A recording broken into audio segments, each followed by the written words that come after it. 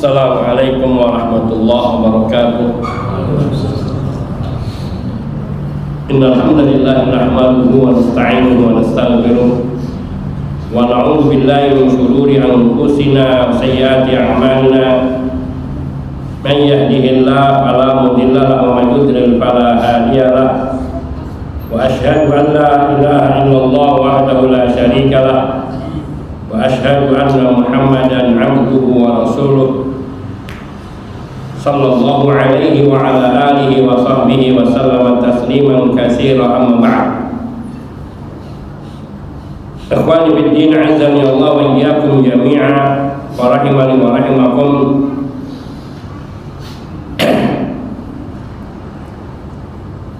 Kita akan membahas masih di dalam rukun iman yang kelima, yaitu al-iman bil yaumil akhir, dan sampai kepada pembahasan tentang surga dan neraka. Di poin surga ini telah kita sebagian sebutkan tentang orang-orang yang masuk surga tanpa hisab dan tanpa adab sekilas. Ya, sebenarnya masih ada pembahasan yang lebih rinci lagi, namun mudah-mudahan insyaallah ta'ala di kesempatan yang lain kita kupas tentang mereka yang masuk surga tanpa hisab dan tanpa azab. Berikut ini insyaallah kita akan mengaji bersama riwayat-riwayat dari Rasul sallallahu alaihi wasallam yang diriwayatkan secara sahih tentang orang yang paling terakhir keluar dari neraka dan paling terakhir masuk ke dalam surga. Ini saya ambilkan dari Al-Mawsu'ah Al-Aqdiyah, yaitu ensiklopedi berkaitan dengan ensiklopedi akidah yang terkait dengan al-iman bil yaumil akhir, berkaitan dengan surga dan neraka. Dan di sini bagian pasal pertama yaitu surga, dan pasal pertama sub pasal atau poin pembahasannya adalah masuk surga.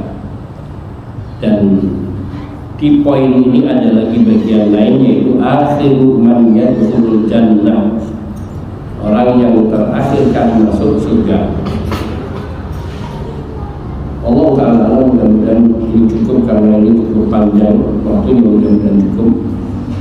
Setidaknya beberapa riwayat kita cukup dari kita sampai bahas bersama.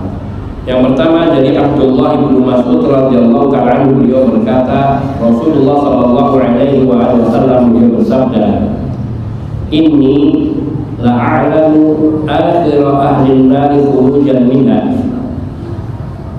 Kata Nabi sallallahu alaihi wasallam, sesungguhnya aku benar-benar mengetahui, yakni dari Allah Subhanahu wa taala tentunya, orang yang paling terakhir keluar dari neraka, akhir ahli an-nar khurujan, orang yang paling terakhir keluar dari neraka dari orang-orang yang beriman, yang maknanya masih memiliki seberkas keimanan yang tidak batal oleh kesyirikan maupun kekufuran maupun kemunafikan akbar.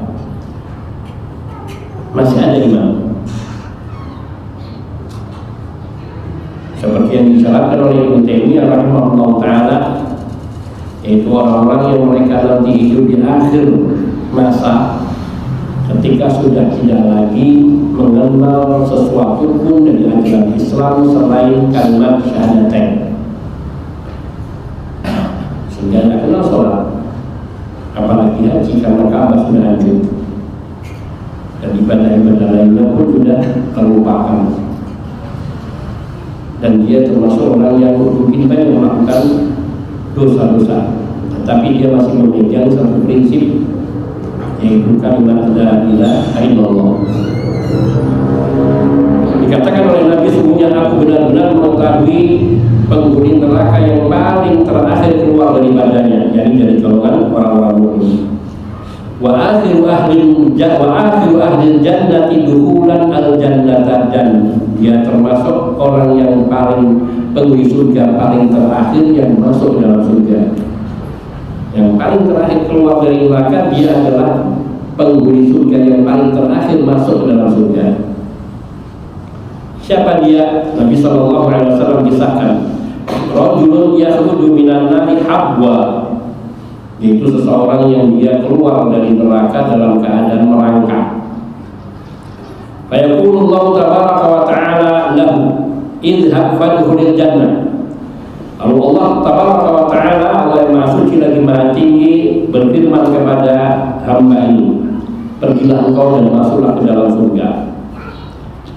Fayatiha, maka orang ini pun ia datang ke surga. Fayukhayyalu ilaihi annaha mal'a, namun terhayalkan oleh dirinya bahwa surga sudah penuh.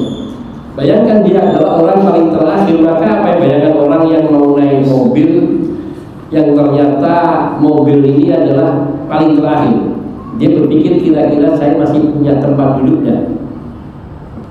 Sama dengan ini orang yang paling terakhir keluar dari neraka, karena dia tahu dia adalah orang yang paling terakhir, yang sesudah dia tidak ada lagi orang yang dikeluarkan dari neraka. Maka dia berpikir, kira-kira masih ada enggak tempat tinggal untuk saya. Karena di bayangannya dia orang-orang sudah masuk ke dalam surga dan mereka semua sudah menempati tempat-tempat surga-surga mereka. Maka yukhayyalu ilaihi annaha mal'a, bayangan dia surga itu penuh. Fayaqulullahu tabaraka wa ta'ala lahu idhab fadkhulil jannah, maka Allah berfirman kepadanya, Allah yang maha suci lagi maha tinggi berfirman kepada hamba ini, idhab fadkhulil jannah, sana pergi kau dan masuklah ke dalam surga. Qala, Nabi bersabda, fayatiya fayukhayyalu ilaihi annaha mal'a, lagi-lagi dia mencoba mendekat ke surga, namun kembali dia terhayalkan pada dirinya bahwa surga sudah penuh. Dia lalu dia kembali kepada Allah, lalu kembali kepada tempatnya semula, lalu mengatakan bayaku, ya Rabbi wajadtuha mal'a, wahai Rabbu, aku mendapati surga sudah penuh. Dia tidak melihat secara langsung, tapi dia sudah membayangkan bahwa surga sudah tidak mungkin lagi ada sisa tempat duduknya. Maka Allah Subhanahu wa ta'ala berfirman kepadanya, idhab fadkhulil jannah fa inna laka mithla dunya wa 'asharata amsalha, aw inna laka 'asharata amsalid dunya. Pergilah kau ke dalam surga, pergilah kau dan masuklah ke dalam surga. Sesungguhnya engkau akan mendapatkan yakni tempat di surga seperti dunia dan 10 kali lipat dari dunia. Allah. Ini yang paling terakhir, bukan yang pertama, yang paling botol. Tapi dia dijanjikan oleh Allah apa? Inna fa inna laka mithla dunya wa 'asharata amsalha. Surga milikmu, surga tempat tinggalmu di dalam surga adalah seluas dunia dikalikan 10 kali lipatnya.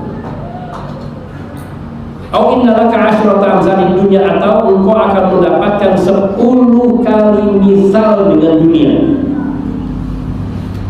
Qala,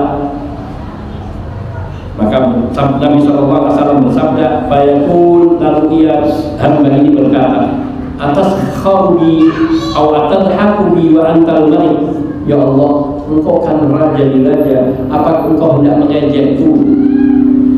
Apakah engkau hendak menertawakanku? Masa engkau mengatakan aku akan mendapatkan surga yang luasnya 10 kali dunia? Kata Abdullah bin Mas'ud radhiyallahu ta'ala, laqad ra'aitu Rasulullah sallallahu alaihi wa alihi wasallam dhahika hatta badat nawajiduh. Dan sungguh, kata Abdullah bin Mas'ud, saya melihat Rasulullah sallallahu alaihi wasallam beliau tertawa sampai gigi gerahnya terlihat, karena merasa geli dengan hamba yang disuruh masuk surga dan tidak yakin dia mendapatkan surga seperti yang dijadikan oleh Allah. Qala, maka Nabi sallallahu alaihi wasallam bersabda, "Fakanu qawdaka adna ahlil jannati manzilatan." Maka sungguhnya ia dikatakan, kata Nabi sallallahu alaihi wasallam, dikatakan itulah orang penghuni surga yang paling rendah derajatnya. Ya, kira-kira kalau kita dikasih kerajaan, satu kerajaan kecil, misalnya Brunei, cukup enggak? Senang enggak? Brunei kecil negaranya, jadi raja. Ini dikasih kerajaan dunia dan 10 kali lipatnya. Maka ini menunjukkan betapa Allah Subhanahu wa Ta'ala maha kaya. Kekayaan Allah Subhanahu wa Ta'ala yang tak terhingga. Karena sudah berapa, artinya berapa itu yang masuk surga sebelum orang ini. Ini yang paling rendah. Yang paling rendah. Bagaimana dengan orang yang surganya paling pertama? Inni a'dadtu li ibadiy as-salihin ma la 'ainun ra'at wa la udhunun sami'at wa la khatara 'ala qalbi bashar.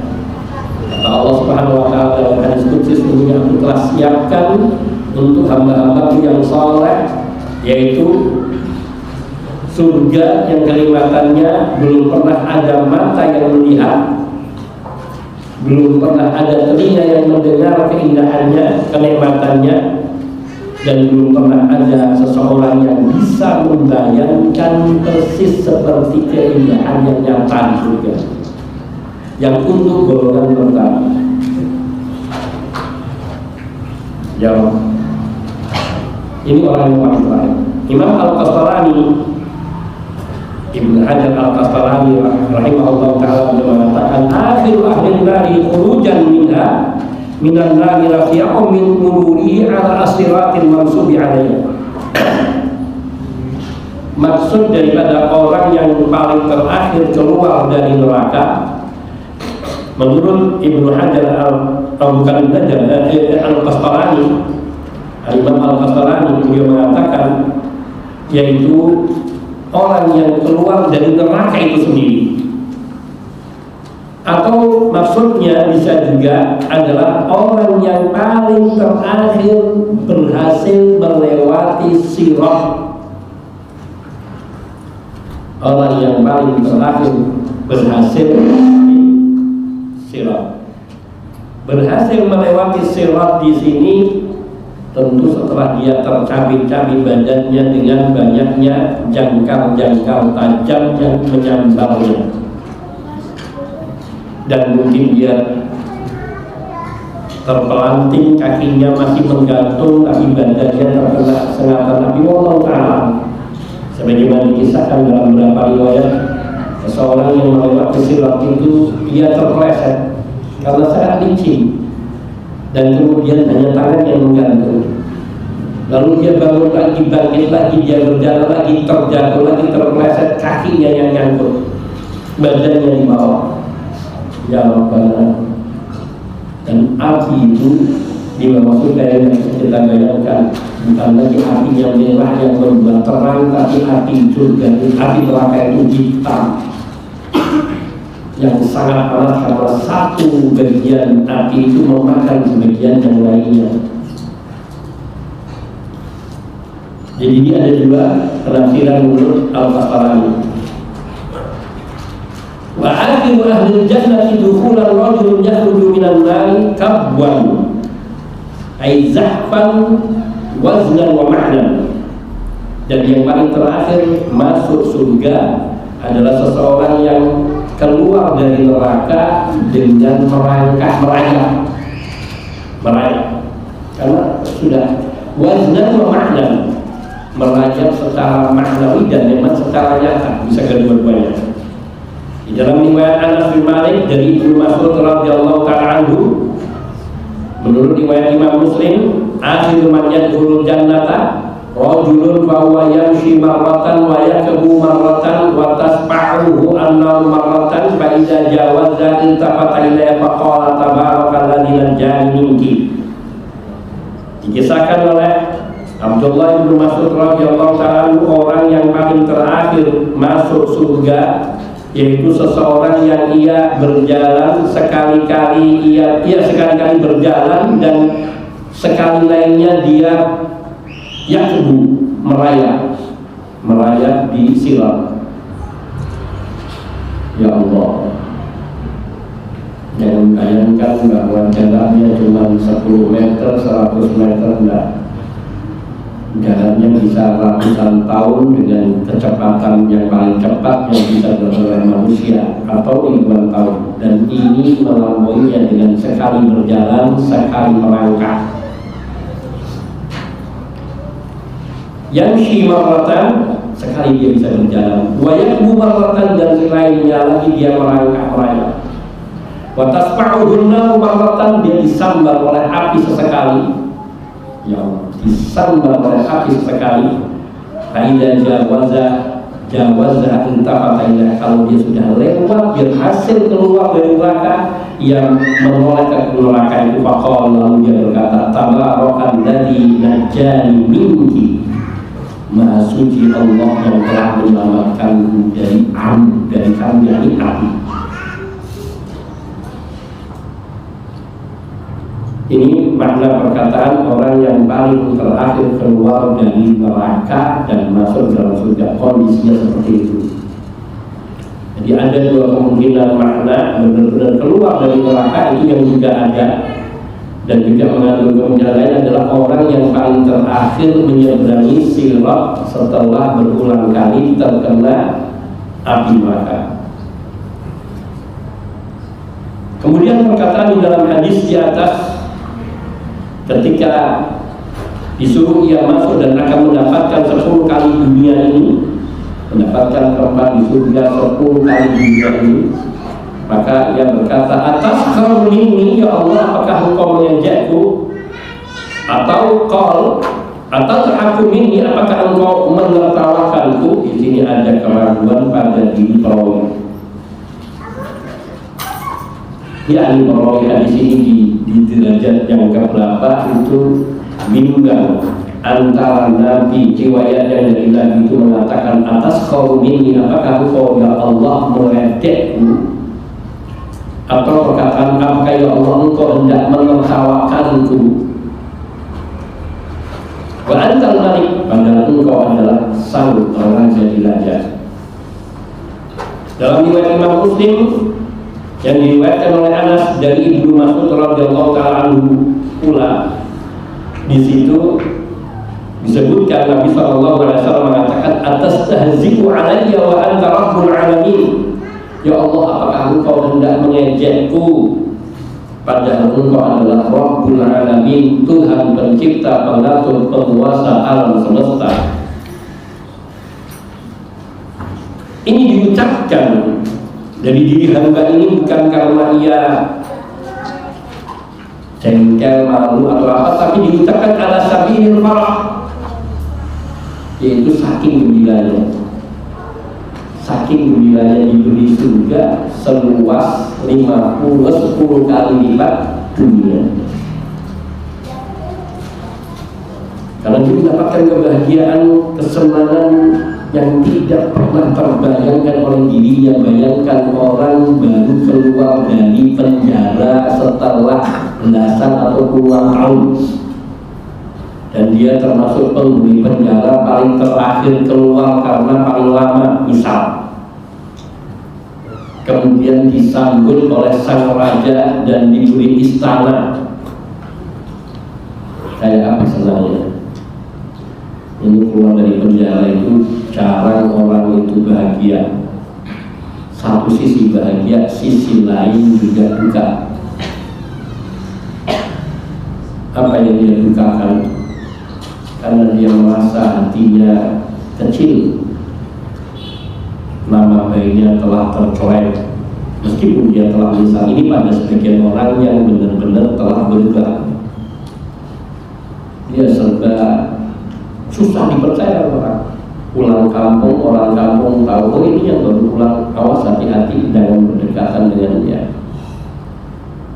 Di satu sisi dia bahagia keluar dari penjara, tapi ada sisi lain yaitu yang menghantui dirinya, kejahatan yang pernah terjadi pada dirinya telah mencoreng nama baiknya sehingga dia merasa dirinya hampir tidak layak hidup.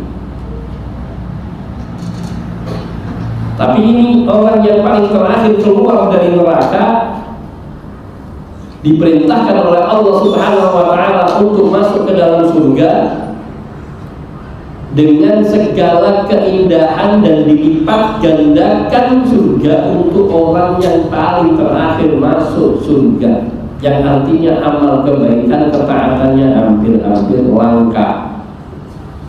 Dia hanya punya satu ketauhidan yang dia jaga, yang dia tidak menyebutkan Allah Subhanahu wa Ta'ala, yang dia hidup di satu masa di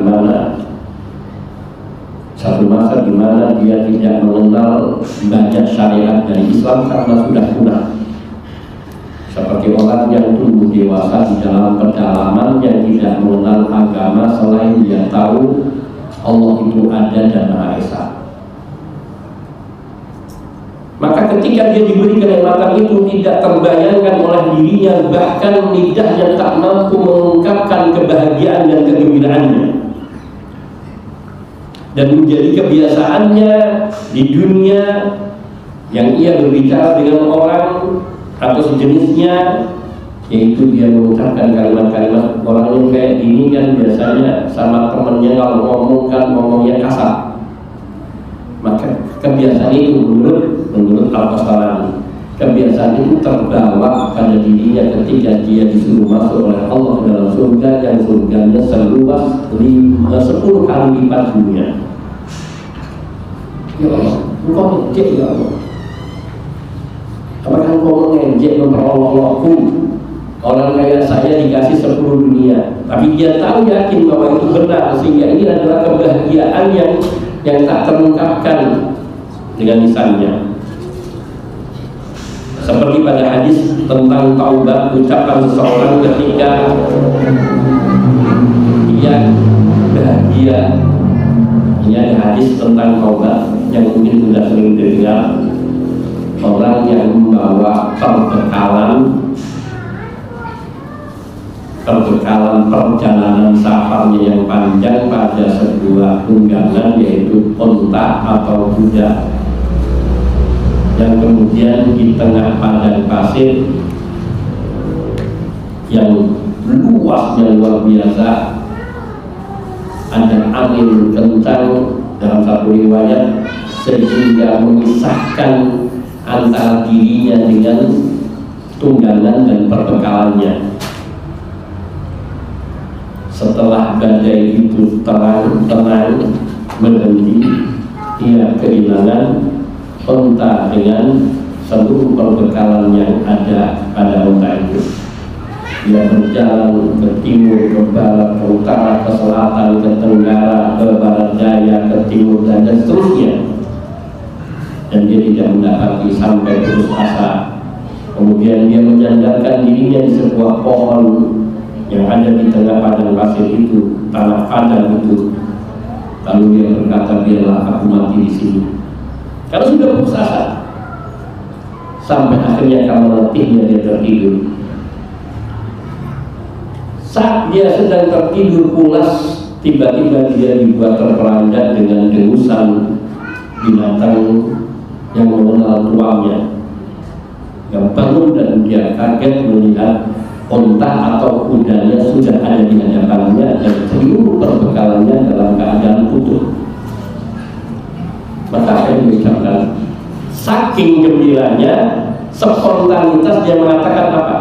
Allahumma ana rabbuka wa anta abdi. Apa maknanya? Saking gembiranya dia mengucapkan apa? Ya Allah, engkau hambaku, aku Tuhanmu.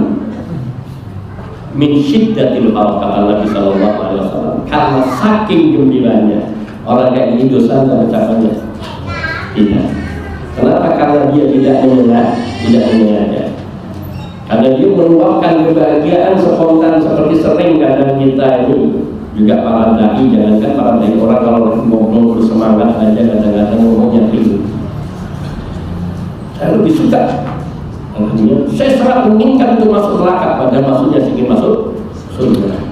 Karena saya bersemangat ngomong jadi keliru. Nah seperti ini juga ibaratnya orang yang dia keluar dari neraka dan dimasukkan ke dalam surga, saking gembiranya dia mengucapkan hal yang serupa seperti orang yang diceritakan oleh Nabi, saking bahagianya, tapi Allahu asyaddu farahan, tapi Allah lebih berbahagia kepada orang yang bertaubat daripada bahagianya orang yang kehilangan tunggangan dan perbekalannya kemudian menemukan kembali. Diibaratkan orang yang bertaubat itu seperti yaitu onta ataupun tunggangan yang membawa perbekalan yang kembali kepada tuannya. Nah, pemiliknya itu sangat bahagia. Kalah bahagianya Allah, kalah senangnya Allah dengan hambanya yang tadinya berbuat maksiat, berbuat dosa, berbuat kesyirikan, kebid'ahan, tapi kemudian dia sadar, dia kembali meminta ampun kepada Allah. Allah lebih berbahagia dengan taubat hambanya. Sehingga ketika hamba ini mengatakan anta abdi wa ana rabbuk, aku adalah, engkau adalah hambaku dan aku Tuhanmu, ini adalah ungkapan yang bukan disengaja dan tidak berdosa. Ini hanya untuk menggambarkan kebahagiaan seseorang kadang-kadang diungkapkan dengan pernyataan yang kadang ia sampai saking gembiranya sampai salah mengucapkan atau menjadi tidak santun mengucapkannya. Abdullah bin Mas'ud radhiyallahu ta'ala kemudian beliau berkata, "Laqad ra'aitu Rasulullah sallallahu alaihi wasallam dhahika," dan sungguh saat itu aku melihat Rasulullah sallallahu alaihi wasallam beliau tertawa, ta'ajjuban wa sururan mimma ra'a min kamali rahmatillahi wa lutfi 'abdil mudni wa kamali ridwan. Apa yang ditertawakan oleh Nabi karena beliau betul-betul takjub dan senang, gembira dengan apa yang beliau lihat dari kesempurnaan rahmat Allah, kelemah lembutan Allah terhadap hambanya yang berdosa, dan beliau tertawa karena melihat kesempurnaan ridha Allah Subhanahu wa ta'ala kepada hambanya. Ya Allah Subhanahu wa ta'ala berkata, Allah Maha Rahman, Maha Rahim, Maha Latif. Bayangkan ini hamba melakukan segala keburukan di dalam hidupnya, satu yang tidak dia lakukan yaitu menyekutukan Allah. Dan ketika hamba ini keluar dari neraka, selesai menunaikan selesai menjalani hukumannya, maka Allah menyambutnya dengan baik, diberinya dia tempat surga yang sangat luas, yang tidak diterima oleh atau yang tidak didapatkan oleh para penghuni neraka lainnya. Karena apa? Karena menjaga tauhidnya. Maka sungguh disayangkan bila seorang muslim dia bersyahadat setiap hari tapi dia melakukan kesyirikan dan tidak mau meninggalkannya hanya karena itu perkataan orang yang dia kultuskan. Bagaimana dia nanti mempertanggungjawabkan? Dia sungguh akan menyesal dan penyesalannya tidak akan ada maknanya ketika kesyirikan yang dilakukan di dunia itu kesyirikan besar. Karena Allah Subhanahu wa ta'ala telah berfirman, innallaha la yaghfiru ay yushraka bihi wa yaghfiru ma duna dzalika liman yasha. Di surat An-Nisa ayat 2 ayat. Sesungguhnya Allah Subhanahu wa ta'ala tidak akan mengampuni dosa kesyirikan, dosa yakni seseorang menyekutukan Allah Subhanahu wa ta'ala. Tapi Allah Subhanahu wa ta'ala masih mungkin mengampuni dosa di bawah dosa kesyirikan. Wa yaghfiru ma duna dzalika dan mengampuni dosa yang di bawah duna, di sini di bawah dosa kesyirikan, bagi yang Allah kehendaki. Maka Allah Subhanahu wa Ta'ala seperti dalam hadis ini mengampuni hambanya dan memberinya bukan sekedar mengampuni, menyelamatkan dari neraka selesai, sudah kau pilih sana di tempat rumah yang tinggi dan surga, enggak, diberinya dia surga seluas 10 kali dunia. Ya Allah, ini yang menjadi ketakutan Nabi sehingga Nabi tertawa bahagia. Saking bahagianya beliau tertawa sampai menampakkan gigi geraham beliau. Dan itu menunjukkan kasih sayang dan rahmat Rasul SAW terhadap umatnya. Ketika melihat umatnya yang penuh dosa, yang banyak melakukan kemaksiatan, ketika terampuni dosanya dari ancaman neraka, kekalnya neraka, Nabi itu bahagia ketika dia mendapatkan surga yang seluas 10 kali dunia. Hatta badat aidu Arab, yaitu sehingga tampak, nawajidu, yaitu gigi-gigi gerahamnya. Kata Ibnu Athir, an-nawajid minal asnan ad-dawahik wa hiya allati tabdu 'inda ad-dhahki, yaitu gigi geraham itu adalah gigi nawajid, itu adalah gigi yang tampak ketika seseorang itu tertawa. Maka semua gigi yang tampak itu, baik gigi depan maupun gigi samping dalam, maka itu yang dinamakan dengan an-nawajid. Jadi yang pertama adalah gigi geraham, karena ada dua pengertian, ada yang mengartikan an-najidah, an-nawajid itu adalah gigi geraham, dan ada yang mengatakan gigi tari. Berkata Ar-Rawi menukil dari para sahabat dan juga selainnya, wa kana yuqalu dzalika, dikatakan yang demikian itu yaitu adna aqal ahli jannati manzilatan, orang yang demikian tadi itu yang mendapatkan 10 kali dunia itu adalah orang yang surganya paling rendah. Imam An-Nawawi rahimahullah ta'ala ketika mensyarah hadis ini, yaitu sabda Nabi SAW yang beliau menyatakan, fayaqulullahu ta'ala lahu idhab fadkhulil jannata fa inna laka mithla dunya wa 'asharata amsalha. Masuklah, pergilah kamu dan masuklah ke dalam surga, karena sesungguhnya kamu akan mendapatkan seperti dunia dan 10 kali semisalnya. Kamu akan mendapatkan yang seperti dunia ini dan seluruh dunia yang telah kamu tempati, dunia dan 10 kali misalnya. Dan di dalam riwayat yang lain, lakan ladzi tamannaita wa asyratu ad'afi dunya, engkau akan mendapatkan apa yang dapat engkau bayangkan dan dikalikan 10 kali lipat dari dunia yang bisa engkau bayangkan. Di dalam riwayat lain yang juga sahih insyaallah ta'ala disebutkan bahwa ketika orang yang paling terakhir ini mau masuk surga, Allah Subhanahu wa Ta'ala menanyakan kepadanya, engkau ingin apa? Apa yang engkau inginkan? Maka dia, kata Allah, sebutkan semua yang paling engkau inginkan. Apa yang paling engkau inginkan? Dia menyebutkan ini dan itu yang ada di dunia. Kecil lagi, minta lagi. Terus sampai dia menyebut segala keindahan yang pernah ada, yang pernah dia lihat di dunia, dia sebutkan, dan Allah katakan engkau mendapatkan yang ini seperti yang engkau angan-angankan dan 10 kali dunia. Ya Allah, kita bisa mengangan-angani apa? Saya ingin istana yang seluasnya 100 hektar. Kita di dunia menghayal kayak gini, kayak orang gila. Ya karena mengukur diri kita lah, artinya kita ini punya apa sehingga menghayalkan. Tapi menghayalkan surga, menghayalkan kenikmatan dunia, semua dengan segala daya hayal yang paling tinggi yang kita miliki, tidak sebanding dengan kenikmatan terkecil di dunia untuk orang yang paling terakhir masuk surga, yang paling rendah derajatnya di dalam surga. Rabbana wasi'ta rahmah Bahwa kita ini sungguh sangat luas rahmatnya, kasih sayangnya.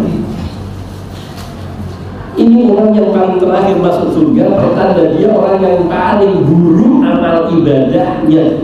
Hanya saja dia tidak berbuat kesyirikan dan kekafiran. Ini pentingnya sisi ketauhidan di sini. Keutamaan tauhid yaitu menghindarkan seseorang dari siksa yang kekal di neraka. Tapi jangan dipilih. Harusnya kita memilih yang masuk surga tanpa hisab dan tanpa azab. Ya Allah, satu celupang neraka saja membuat segala kenikmatan yang pernah kita miliki hilang, tak berbekas, menghilangkan memori kenikmatan yang pernah dirasakan hamba di dunia. Satu kali celupang dalam neraka. Bagaimana kalau dia tinggal dalam neraka dalam kurun waktu bermasa-masa. Na'udzubillahi minan nar, tsumma na'udzubillahi minan nar.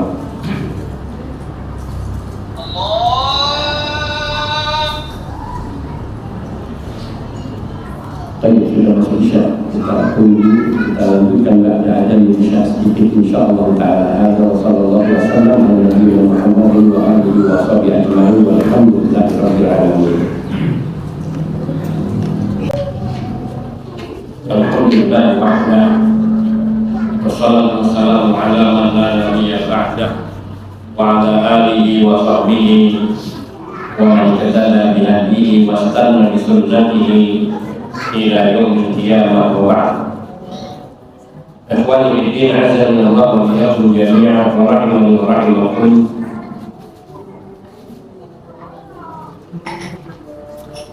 Dua riwayat di atas. Ini yang pertama dan yang kedua tidak saling bertentangan. Ya, ini riwayat yang di sini dikatakan tadi riwayatkan dimaknai oleh dua riwayat ini maknanya sama. Yang pertama menafsirkan yang lainnya, atau yang satunya menafsirkan yang lainnya, dan yang dimaksudkan dengan bil ad'af al-amsal, dengan lipatan di sini maksudnya adalah yaitu yang serupa. Dan menurut ahli bahasa yang dipilih makna al-ad'af al-mithl, yaitu pelipatan itu yaitu pemelipatan yang semisal dari yang pertama.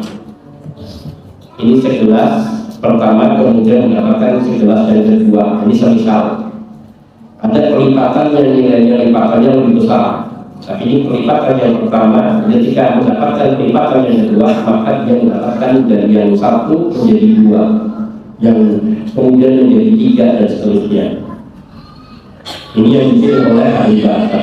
Adapun sabda Nabi Sallallahu Alaihi Wasallam di riwayat yang lain, di dalam kitab yang lain, Bayaqulullah Ta'ala, maka Allah Ta'ala berfirman, Ayudika an u'tiyaka dunya wa mithlaha ma'aha. Allah berfirman kepada hamba yang paling terakhir masuk surga ini. Ini riwayatnya banyak, misalnya tentang orang yang terakhir masuk surga dengan beberapa reaksi yang berbeda, tapi sungguhnya satu dengan lain tidak bertentangan, bahkan saling menjelaskan dan saling melengkapi. Di sini Allah Subhanahu wa taala berfirman kepadanya, Ayudika an u'tiyaka dunya wa mithlaha ma'aha. Apakah kamu suka kalau aku memberimu dunia dan bersamaan dengan dunia itu yang semisal dengan dunia lainnya? Di dalam riwayat yang lain dikatakan, atau ayatuna laka mithlu mulki malikin min mulki dunia. Apakah kamu suka seandainya kamu mendapatkan seperti yaitu kerajaan seorang raja dari raja-raja di dunia? Kamu mau kalau tak kasih kerajaan dari seorang raja yang berkuasa di dunia, yang paling berkuasa di dunia? Maka jawaban tadi, Rohi ya Rabbi, aku mau ya Rabbi, aku suka berkuasa kelima. Rohi itu Rabbi. Maka Allah berfirman lagi, Fa'yaqulu laka dzalika wa mithluhu wa mithluhu wa mithluhu wa mithluhu.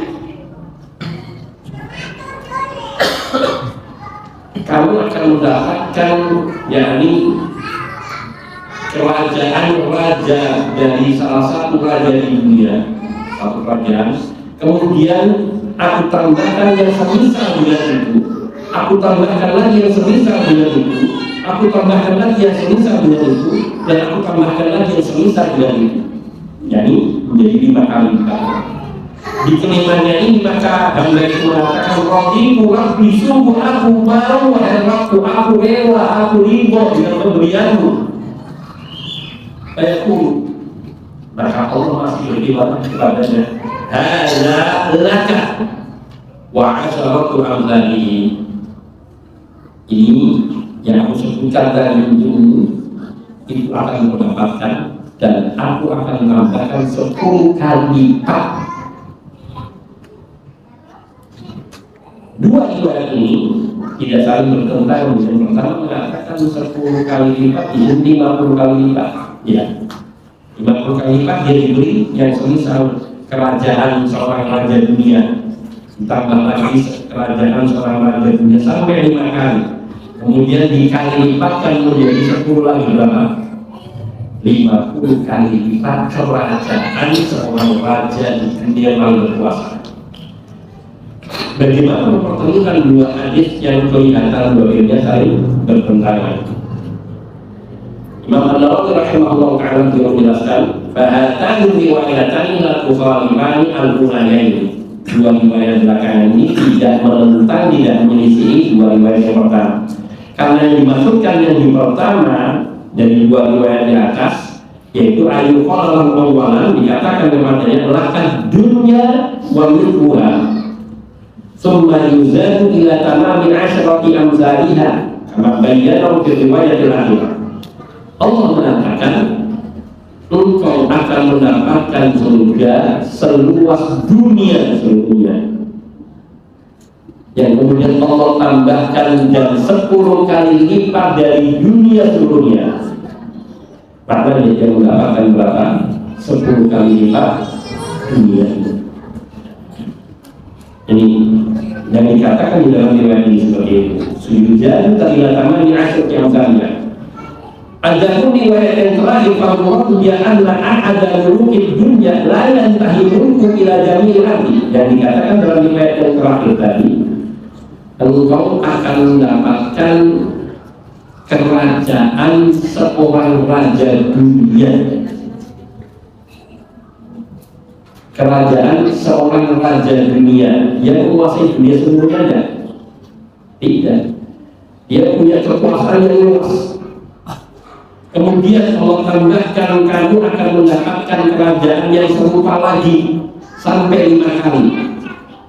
Menandakan, dikatakan oleh Imam Nawawi dengan penyebutan 5 kali itu, bahwa kerajaan yang seorang raja penguasa dunia paling luas itu dia menguasai 1/5 dunia. 1/5 dunia.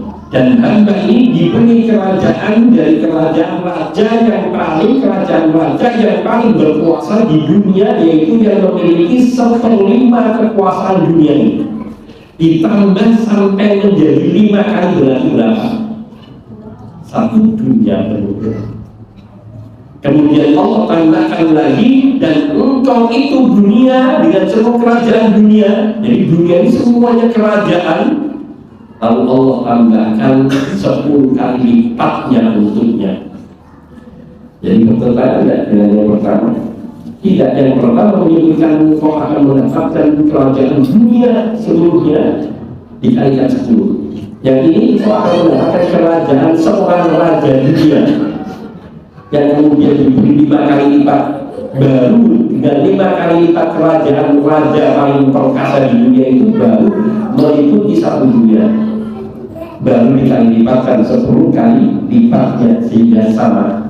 Ini untuk menjelaskan di sini dengan dua riwayat itu menjelaskan bahwa orang yang paling terakhir keluar dari neraka dan paling terakhir masuk ke dalam surga, dia mendapatkan benar-benar kerajaan yang luasnya seluas dunia dikalikan 10-nya. Dan dunia ini semua adalah kerajaan. yakni kenikmatannya segala fasilitasnya itu fasilitas yang ada di sebuah kerajaan, dan 10 kali lipatnya ya Rabbana. Syaratnya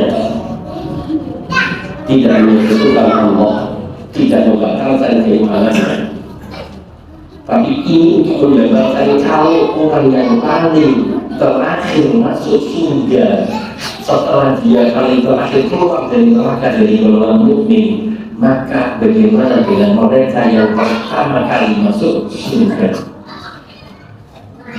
Dan untuk menunjukkan betapa luasnya rahmat Allah Subhanahu wa Ta'ala dan kasih sayang Allah dengan segala ampunannya kepada hambanya, sebesar apapun dosanya, sebagaimana yang tersebut di dalam hadis qudsi yang Allah Subhanahu wa Ta'ala mengatakan kepada hambanya, wahai hambaku, sekiranya engkau berbuat dosa sebanyak bumi, kemudian engkau datang menghadapku dengan membawa sebesar sepenuh langit, bahkan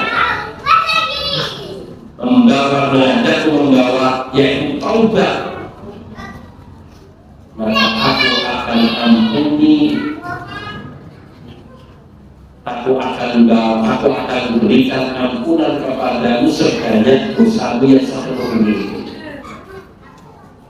Kalau pakai tadi di Qurabi ardi khotoya Tumbala kita nila tusyriku bi la ataituka bi qurabiha maghfiratan. Sekiranya engkau datang kepadaku membawa dosa sepenuh bumi,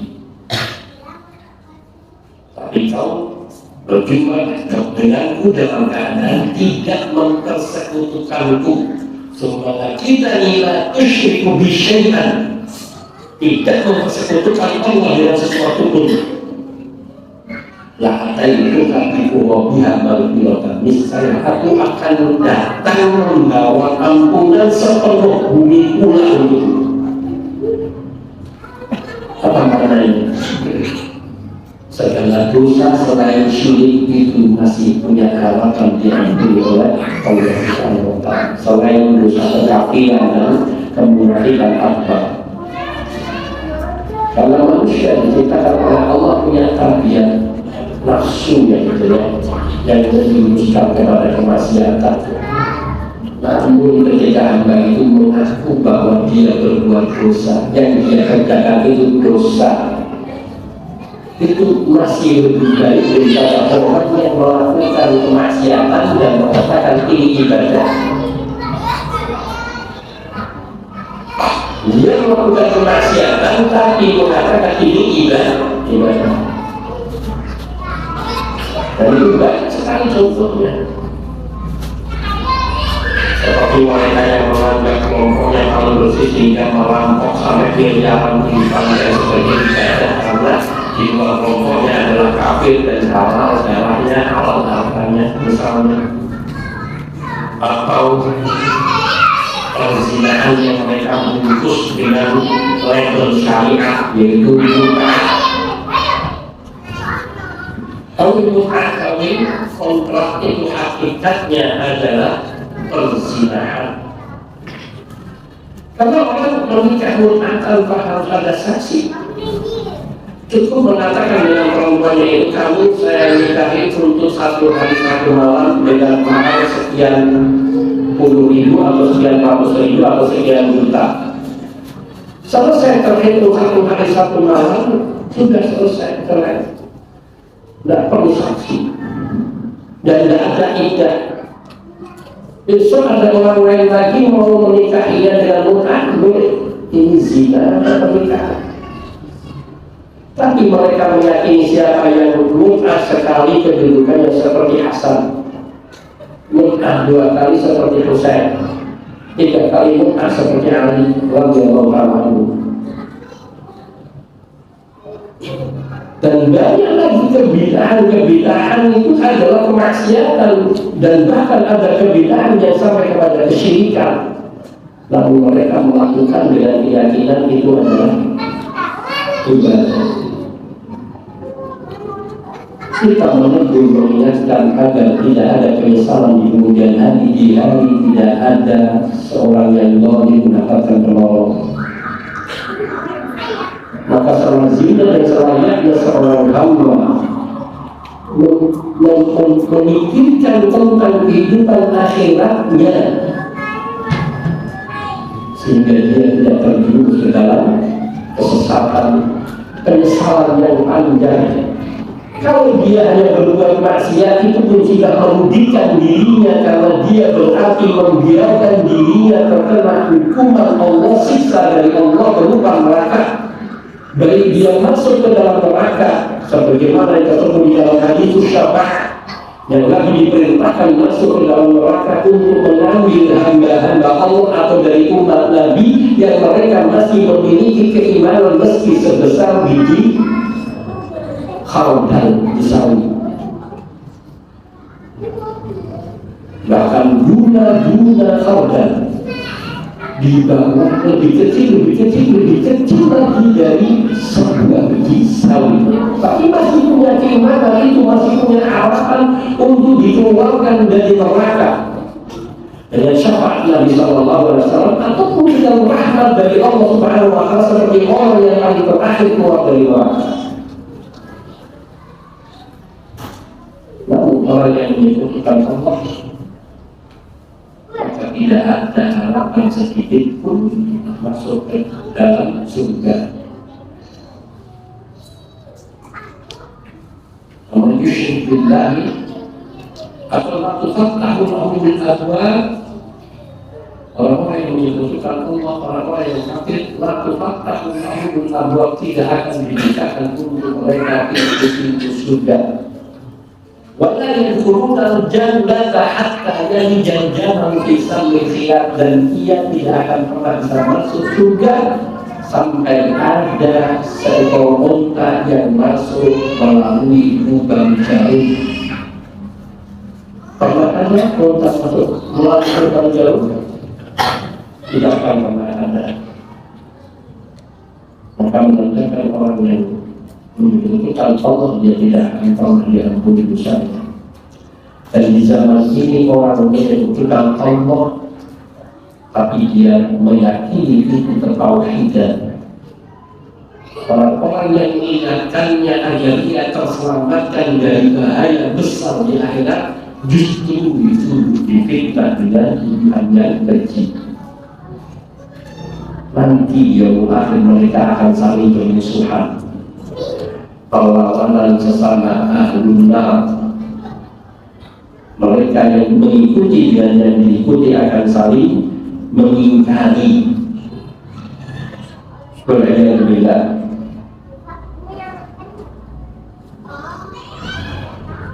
Bal yamliku ba'duhum minnatu wa minhum man yakfuru ba'du alladhi yamliku wa minhum man yakidu ba'du fa yu'ta hadha ar-rajul mithla ahadi mulki dunya khamsa marrat. Tadi bahwa seorang kerajaan, seorang raja bisa lebih besar, bisa lebih kecil, atau semisal 20% dari kerajaan dunia atau lebih besar dari itu, ada yang lebih kecil. Namun ketika semua 5 kerajaan itu diberikan, maka ibaratnya dia mendapatkan seukuran dunia itu seluruhnya. Kemudian dikatakan laka asyaratu amsali hada, engkau masih akan mendapatkan 10 kali lipat dari dunia. Maka maknanya sesuai dengan riwayat-riwayat yang terdahulu. Walhamdulillahirabbil alamin. Jadi masih ada pembahasan yang tidak bagaimana seorang yang terakhir masuk surga. Tapi kalau saya teruskan sampai jam 9:30, baiknya kita lanjutkan pada pertemuan berikutnya insyaallah ta'ala. Sebenarnya sangat menarik bagaimana dia masuk surga, dan ini teradalah sekilas. Kemudian dia minta diizinkan untuk berjalan menuju pintu surga.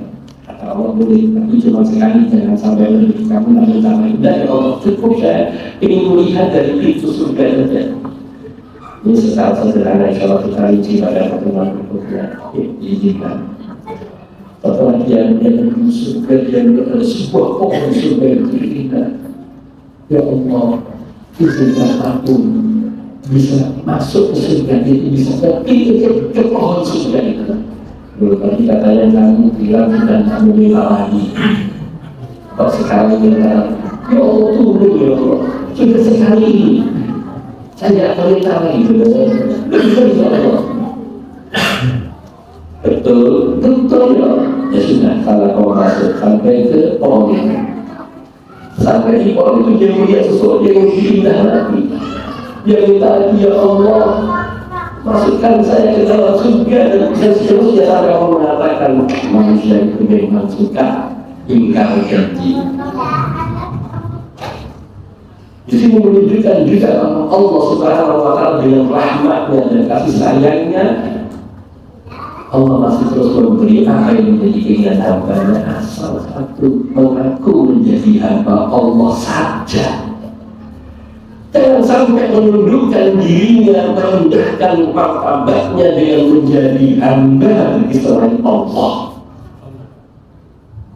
Hamba menjadi selain Allah, menjadi budaknya makhluk-makhluk lain. Contohnya umatnya kaum Nabi Ibrahim alaihissalam.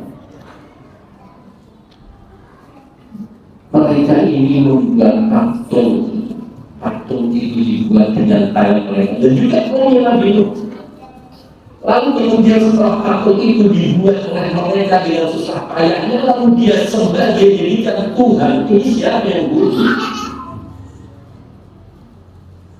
Wayakbuduna ma la yanfa'u wa la yadur. Mereka menyembah kepada sesuatu yang tidak bisa mendatangkan manfaat, tidak bisa memberi rezeki mereka, tidak memberi kehidupan bagi mereka, tidak menyehatkan dan menyembuhkan mereka dari penyakitnya, tidak bisa menuruti keinginan mereka, tidak bisa berbicara kepada mereka. Lain tidak memberikan manfaat. Walau itu dan tidak bisa mendatangkan manfaat, seandainya ditendang pun dia tidak akan lepas. Sampai dipukul, dihancurkan oleh Nabi Ibrahim, sedikit pun tak bergeming. Apalagi protes, apalagi melawan. Sama sekiranya ada kuburan-kuburan yang diagung-agungkan, sekiranya dibongkar bangunannya, apakah kemudian akan menyebabkan Allah? Ketika dimintai, apakah itu akan menyebabkan orang yang memintanya dikabulkan? Apakah mereka yang didatangi dan dimintai seperti itu dulu yang menghidupkan dirinya, yang memberinya rezeki, yang menyembuhkannya dari penyakit dan sebagainya? Mereka menyembah kepada sesuatu yang tidak mendatangkan manfaat dan tidak bisa pula mendatangkan manfaat. Tidak disembah juga tidak menyebabkan orang yang tidak menyembah. Buktinya orang yang tidak menyembah, baik sesama orang musyrikin yang tidak menyembah Tuhan ini, dia tidak menyembah Tuhan itu, jadi dia menyembahnya berhala yang lainnya, tetap tidak membahayakan diri orang ini.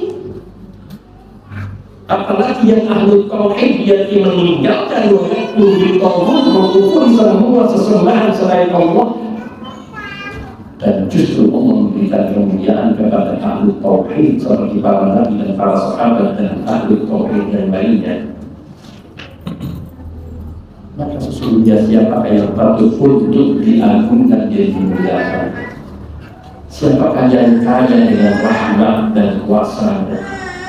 Allahul Ghani, Allahul Ghani, Allah yang maha kaya, dunia dan seluruh isinya milik Allah, termasuk benda-benda yang mereka pertuhankan itu juga makhluk-makhluk yang diciptakan oleh Allah Subhanahu wa Ta'ala, yang tidak patut untuk diagung-agungkan.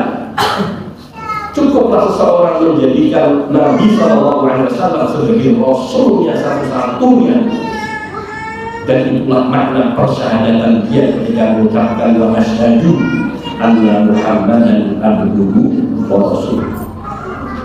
Ketika kita menyaksikan atau bersaksi bahwa Nabi Muhammad adalah hamba Allah yang tidak boleh diputuskan dan tidak boleh dipertuhankan, karena ia adalah hamba bagi Allah Subhanahu wa Ta'ala, yang Allah katakan kul uhiya ilayya qul innama ana basyarun mithlukum.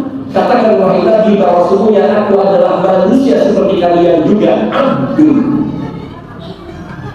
Yang menunjukkan makna bahwa kita tidak boleh mengkultuskan Nabi SAW karena beliau bersama seperti kita.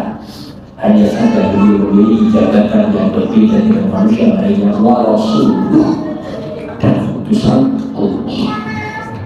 Jabatan sebagai Rasul inilah yang mengharuskan kita untuk memuliakan beliau dengan cara mencintai beliau, mentaati perintah beliau, menjalankan perintah dan menjauhi larangan-larangannya, membela sunnahnya dan mengamalkan ajarannya. Itu menempatkan beliau sebagai Rasul, bukan dengan menyembah dan mengagungkan bukan beliau sebagai Rasul. Maka cukuplah kita menjadikan Nabi sebagai utusan Allah yang kita terima syariatnya dengan tidak menambahkan sesuatu yang tidak pernah diajarkan oleh beliau, dan mencukupkan diri merasa puas dengan apa yang diajarkan oleh Nabi Sallallahu Alaihi Wasallam. Dan itu insya Allah beliau akan membimbing kita kepada Allah Subhanahu Wa Taala. Dan ini orang ini bukan yang dapat saya. Insya Allah kita akan melanjutkan bahasan itu di pertemuan mendatang berkaitan dengan riwayat lain daripada orang yang paling terakhir masuk surga. Kalau ini kemudian berkaitan dengan Sallallahu Alaihi Wasallam. Saya nanya Ustaz, apakah penduduk surga masih melaksanakan sholat atau puasa walaupun berapa hari sekali? Yang kedua, apakah di surga ada pasar Ustaz? Apakah seorang di surga bisa sholat? Kalau puasanya, tapi seorang di surga itu tidak pernah lapar, tidak pernah haus. Orang yang di surga itu tidak pernah lapar, tidak pernah haus. Lalu untuk apa kenikmatan itu dinikmati, tidak untuk menghilangkan rasa lapar. Dan kemudian tidak ada lagi syariat di dalam surga yang ada tasbih, tahmid, takbir, tahlil, yaitu mengucapkan hamdalah. Mereka dingin karena mereka di surga sudah tidak merasakan beban apapun. Beban itu hanya di dunia. Ketika kita di dunia sekarang ini kita diperintah untuk sholat, untuk puasa, untuk zakat, untuk haji, untuk umrah, dilarang berbuat zina, mencuri, kebidahan dan sebagainya. Itu di dunia. Maka dikatakan oleh para ulama seperti Ali bin Abi Thalib radhiyallahu ta'ala, itu dunia itu hari kita beramal, saat untuk kita beramal. Dan surga nanti adalah hari penerimaan pahala balasan dari amal manusia. Maka tidak ada lagi manusia disampaikan, tidak ada. Yang ada mereka bersenang-senang. Adapun pasar ada namanya pasar Jumat. Dan pasar Jumat ini sepekan sekali, cuma nggak tahu sepekan yang di surga, nggak tahu saya. Hanya saja apakah itu terhitung sepekan dari hitungan dunia atau sepekannya akhirat. Doanya sepekan akhirat yang satu hari yang sama dengan 1000 tahun. Berarti kalau 7 hari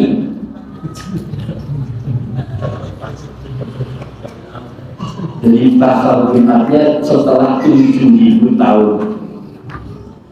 Kalau dihitung hari-hari di dunia, kenapa manusia suka menikmati? Dan apa fungsi pasal Jumat di surga? Yaitu pada hari Jumat mereka pergi ke pasar, pada pasar Jumat yang ada di surga. Lalu akan ada angin yang datang meniup dan menerpa wajah-wajah mereka penghuni surga. Dan mereka kaum lelakinya semakin tambah tampan dan perempuannya semakin tambah cantik. Ya Allah, memang dunia tambah sedikit tambah sehat. Tapi di akhirat bukan semakin lama semakin tua, tapi semakin cantik. Karena umur mereka tetap tidak berubah. Fisik mereka seperti orang yang berumur 30 atau 33 tahun. Ini di kondisi umur yang paling matang secara fisik. Secara fisik itu orang umur 30 tahun itu tidak terlalu muda dan tidak terlalu tua. Kulitnya kencang, pokoknya komplit lah. Itu gambaran untuk menggambarkan kesempurnaan makhluk-makhluk yang di surga. Ya Rabbana, ini keluar pulang dari surga, pulang dari pasar, ketemu istri-istrinya, kata istri-istrinya, kok sekarang tambah ganteng. Demikian pula para suami berkami juga tambah cantik. Ya Allah, bisa nggak kita bayangkan orang yang cantik kemudian semakin tambah cantik? Di dunia nggak bisa kita bayangkan. Orang yang sudah tampan semakin tambah tampan, sulit kita bayangkan di dunia. Tapi itu terjadi dan sepanjang manusia di dalam surga. Perempuan-perempuan surga semuanya gadis dan tidak pernah tidak gadis, selalu perawan. Ya Allah, saya kalau cerita tentang perempuan surga malu sendiri tidak menyampaikan yang kami depan-depan. Karena betapa Allah Subhanahu wa Ta'ala memuliakan para wanita-wanita surga dengan memberikan segala keistimewaan pada mereka.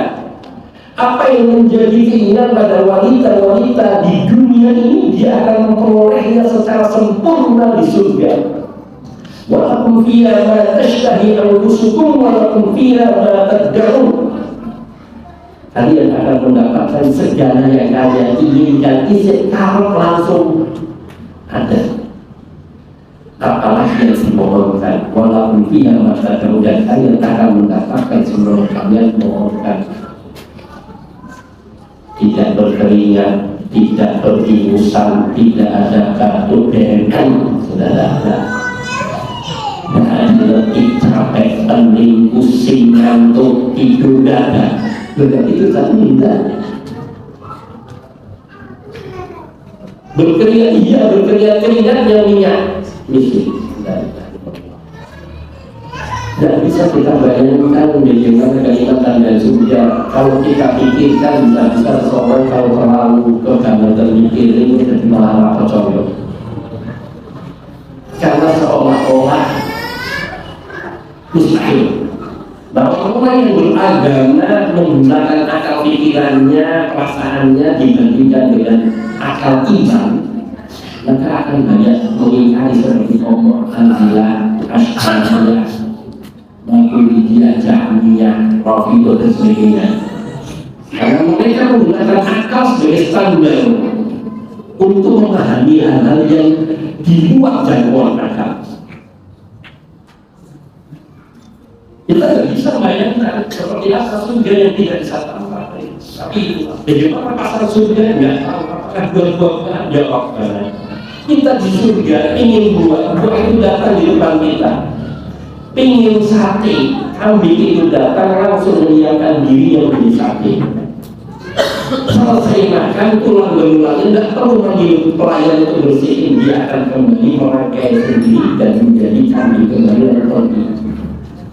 Dia ingin bulu-bulu, dia akan datang langsung ingin bulu-bulu apa goreng, bakar telur, apa goreng telur. Selesai makan dengan lahap semua menu di surga. Setelah itu dia tulang-tulangnya akan kembali merangkai dan menjadi bulu-bulu itu kembali sebagai seorang yang pergi dan bersih. Dan seorang yang di dalam surga, seorang yang paling terakhir masuk surga diberi pelayan sebanyak 1.000 atau 10.000 pelayan. Dan setiap orang memiliki tugas yang berbeda dari yang lainnya. Ini surga, maka tidak bisa kita gambarkan. Masih banyak bicara tentang surga. Maka saya katakan kita bicara surga nanti setahun setengah lagi baru selesai.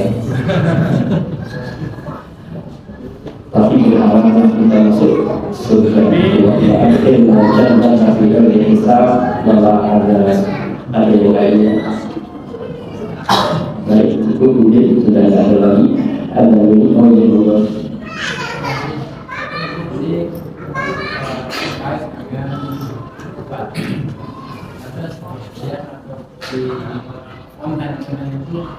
Setiap malam kita harus Barakallahu fiik. Dan memang dunia sekarang itu sekali kok.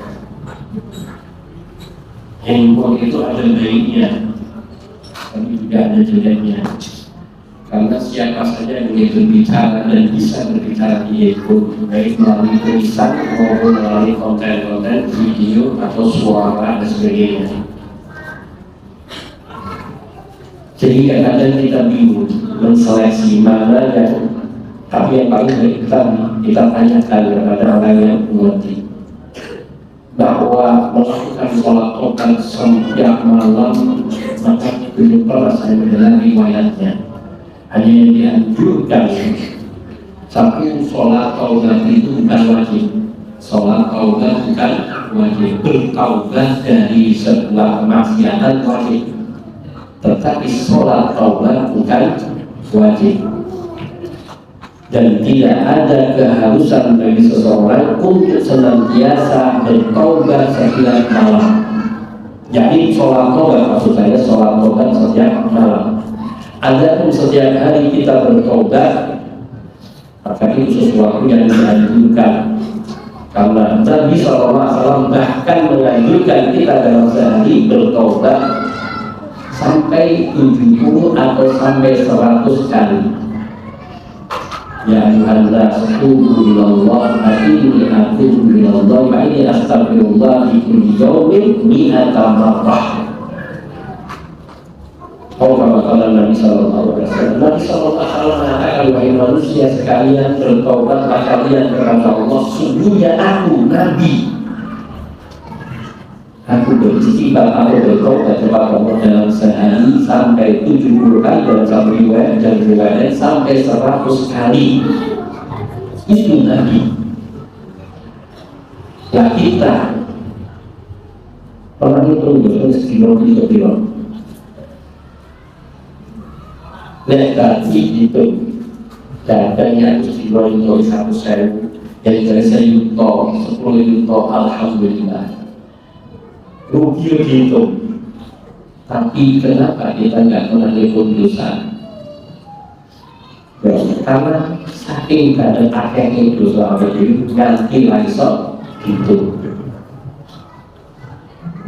Tapi ya Allah, kenapa kita nggak mengimbangi dengan memperbanyak istighfar dan tobat? Karena kita ini banyak lengah dan lalainya. Karena yang mengaku untungnya orang itu mengampun. Ada permohonan ampunan yang diajarkan oleh Nabi yang ringkas, pendek, padat, tetapi dia memohon ampunan dari semua dosa.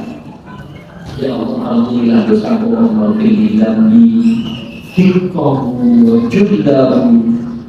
Ya Allah, ampunilah dosa-dosaku yang kecil sampai yang besar, yang tampak maupun yang tersembunyi, yang engkau ketahui maupun yang engkau yang aku tidak, yang aku ketahui maupun yang tidak aku ketahui, yang engkau ketahui. Semua dosa-dosaku yang kecil dan besarnya ampuni ya Allah. Dan seseorang yang mengucapkan astagfirullah alladzi la ilaha illa huwal hayyul qayyum wa atubu ilaih, kata Nabi sallallahu alaihi wasallam, pada siapa yang memohon ampunan dengan istighfar seperti ini, dosanya akan diampuni meskipun sebanyak buih di Makkah. Dalam riwayat lain, meskipun dia lari dari peperangan. Makanya ketika kita mengucapkan istighfar, memohon ampun kepada Allah Subhanahu wa Ta'ala, maka dengan pernyataan ketulusan hati dan mohon betul-betul mohon ampunan kepada Allah dari dosa kita, maka Allah Tawwabun Ghafur, Allah penerima taubat dan maaf pengampun. Sampai dosa sebanyak pasir di lautan pun akan diampuni. Seperti yang Allah firmankan, yang kaya katakan tadi, kau datang kepadaku, itu dinyatakan bahwa dia punya dosa-dosa yang belum dimohonkan ampunannya.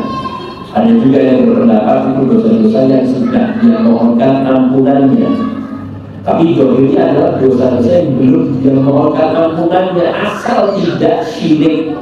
Karena dosa syirik, kalau seseorang itu sudah bertobat, maka akan diampuni dari kesyirikannya. Maka Allah Maha, maka sudah cukup dengan apa yang diajarkan oleh Nabi kita, banyak beristighfar, banyak meminta ampun, setiap malam kita bertaubat kepada Allah setiap hari. Bahkan ulama-ulama salaf mereka sebelum tidur mereka mengingati dosa-dosa yang dia lakukan dari bangun tidur sampai mau tidur kembali. Setiap dia mendapati satu dosa yang dia lakukan, maka dia beristighfar, ya Allah,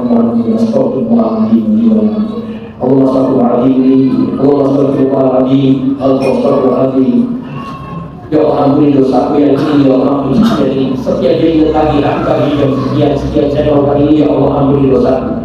Dan itu sesuatu yang baik.